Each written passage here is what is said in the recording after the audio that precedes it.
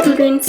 Today we are going to learn and understand poem number 17 on the water from English Balbharati textbook standard 5. First of all, we will read this poem and then I will explain to you the meaning of this poem. So, let us read this poem. In our little boat to glide on the water blue and white, while the sky is smooth and bright, what could give us more delight? See the ripples, how they run, twinkling brightly in the sun. While reflected, we can see shadows of each hill and tree. See the lilies, round and large, floating near the reedy marge, where the bulrush has its place and the heavy water mess. See the great green dragon fly and the swallow skimming by. See the fishes spring and gleam ere they splash into the stream. See the bright kingfisher too dart a gleam of green and blue. These are all round our boat on the water whilst we float. In a little boat to glide. Glide means move slowly and smoothly over a surface. आवाज न करता हळूहळू चालणे. इथे बोट बद्दल सांगितलेले आहे. तर बोट तरंगत आहे. कशावर तरंगत आहे? नदीवर तरंगत आहे. In a little boat to glide on the water blue and wide. While the sky is smooth and bright, what could give us more delight? Delight means joy, a feeling of great pleasure. इथे या स्टांजामध्ये poet सांगत आहेत की ते एका बोटमध्ये बसलेले आहेत. जसे की तुम्ही इथे पिक्चरमध्ये पाहताय, या पिक्चरमध्ये एक बोट आहे आणि त्या बोटवर पोएट बसलेले आहेत. आणि पोएट सांगत आहेत की बोट कशी चालू आहे? बोट हळूहळू रिव्हरवर चालत आहे, तरंगत आहे, ग्लाइड करतीये बोट. आणि ते रिव्हरचे पुढे वर्णन करतात की रिव्हर कशी आहे? रिव्हरचे पाणी ब्लू आहे, रिव्हर वाईड आहे, मोठी आहे. नंतर पोएट स्काय बद्दल सांगतात की स्काय कसे आहे? स्काय एकदम स्मूथ आहे आणि ब्राईट आहे, चमकत आहे स्काय. या स्टांजाच्या शेवटच्या लाईनमध्ये पोएट आपल्याला एक क्वेश्चन विचारतो की या सुंदर अशा दिवसापेक्षा आणि रिव्हरच्या या साफ पाण्यापेक्षा दुसरा आनंद आणखी कशात असू शकतो? So here in this first stanza, the poet begins by telling us that he is in a boat and the boat is gliding away on the river that is wide and its water is blue. And the sky is clear and bright. In other words, the poet wants to tell us that it is a beautiful day. The poet further puts forth a question that what else could give us more happiness than this beautiful day and the clear blue water of the river. Now let's understand the second stanza. See the ripples, how they run. Ripples means little waves on the surface of water caused by wind or by something moving on the water. Ripples इथे तुम्हाला दिसू शकतं पाण्यामधले तरंग. जेव्हा आपण एखादा दगड पाण्यामध्ये टाकतो तेव्हा काय होतं? पाण्यामध्ये तरंग येतात, त्यालाच रिपल्स असे म्हणतात. See the ripples, how they run, twinkling brightly in the सन.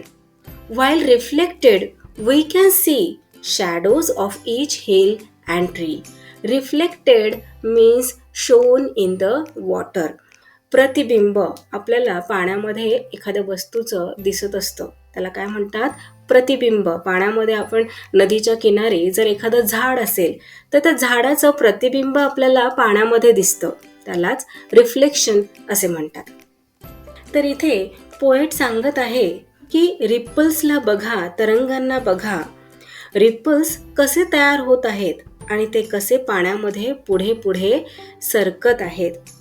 पुढे पोएट म्हणतो की जेव्हा रिपल्स तयार होतात तेव्हा सनचे रेज म्हणजेच सूर्यप्रकाश या रिपल्सवर पडतो आणि त्यामुळे ते रिपल्स कसे चमकतात. रिव्हरच्या साफ पाण्यात आजूबाजूला असणाऱ्या हिल्स म्हणजेच टेकड्या व झाडांचे प्रतिबिंब दिसत आहे. So here in this stanza the poet is pointing to the ripples and telling us to watch how they are shining brightly in the sun rays as they move on the surface of the water. The clear water of the river is reflecting the images of all the hills and trees. Now, in the next stanza, in the third stanza, it is telling us that see the lilies round and large floating near the reedy marge. Reedy means full of long thin grass called reeds, and marge means edge or border, where the bulrush has its place and the heavy water mess. Bulrush and water mess हे plants आहेत, wetland grass like plants. जिथे खूप जास्त पाणी असतं, दलदलयुक्त जमीन असते, त्या ठिकाणी ग्रो होणारे हे प्लांट्स आहेत बलरश आणि वॉटरमेस. इथे तुम्ही पिक्चरमध्ये पाहिलं तर तुम्हाला दिसेल की नदीच्या कडेला ग्रास ग्रो झालेला आहे, वेगवेगळ्या प्रकारचे प्लांट्स आहेत तिथे. तर इथे जो लॉंग ग्रास आहे त्या ग्रासला रीड्स असे म्हणतात आणि इतर जे तिथे प्लांट्स छोटे छोटे आपल्याला या पिक्चरमध्ये नदीच्या कडेला दिसत आहेत ते आहेत बलरश आणि वॉटरमेस. तर इथे या थर्ड स्टॅन्झामध्ये पोएट आपल्याला सांगत आहे की तिथे रेडी मार्च म्हणजे जिथे लांब लांब गवत ग्रो झालेले आहे तिथे कडेला बघा मोठे मोठे गोल असे लिलीज आहेत. तिथेच बलरश आणि वॉटरमेस सुद्धा आहेत. So here in the third stanza, the poet is telling us to see the large round lilies that are floating near the edge of the river that is full of reeds. And the poet tells us that we can also find the other water plants like the bulrushes and watermess. In the fourth stanza, poet is telling us that see the great green dragonfly and the swallow skimming by. Skimming means moving by quickly.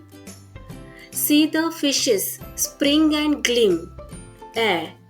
They splash into the stream. Gleam means reflection of a light from a shiny and clean surface, and air means before. See the great green dragonfly. Dragonfly हा insect आहे and the swallow skimming by. Swallow हा एक प्रकारचा bird आहे, पक्षी आहे. आणि skimming म्हणजे मूव्हिंग बाय क्विकली, जोरात मूव्ह होणे, जोरात जाणे.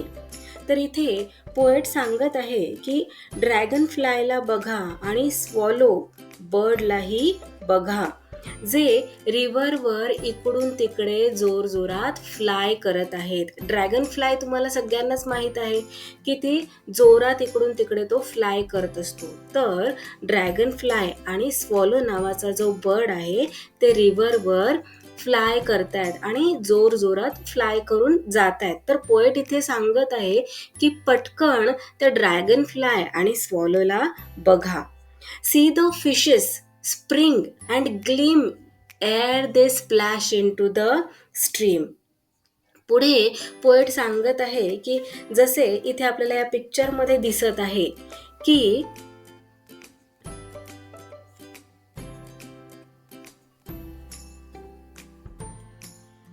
इथे पिक्चरमध्ये तुम्हाला फिश दिसतोय का?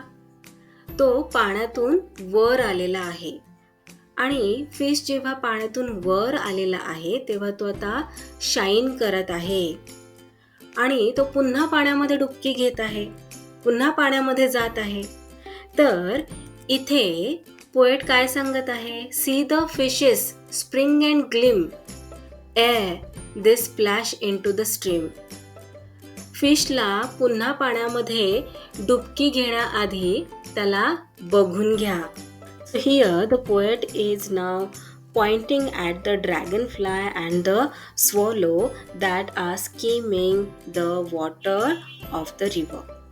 The poet is also advising us to quickly watch the fishes that are shining as they jump about before they dive back into the water and disappear. In the last stanza, poet is telling us that see the bright kingfisher too. Dart a gleam of green and blue. These are all around our boat on the water whilst we float. Dart means move suddenly and rapidly, and whilst means while. So here in this last stanza, poet is telling us to see the kingfisher bird as it darts about in search of fishes. या last स्टॅन्झामध्ये poet आपल्याला सांगत आहे की इथे हा जो झाडावर बसलेला किंगफिशर आहे त्याच्याकडे सुद्धा बघा. किंगफिशर काय करत असतो? पाण्यामधील फिशच्या शोधात असतो. फिश जसा त्याला दिसतो तसा किंगफिशर त्या फिशला कॅच करतो. So here in this last stanza the poet is telling us to see the kingfisher bird as it darts about in search of fishes. The poet ends the poem by saying that these insects, birds, fishes, plants, trees, and hills are all around him as they move in their boat. So that's all for today. We will meet again in our next video. Till then, keep learning, keep enjoying. Bye bye.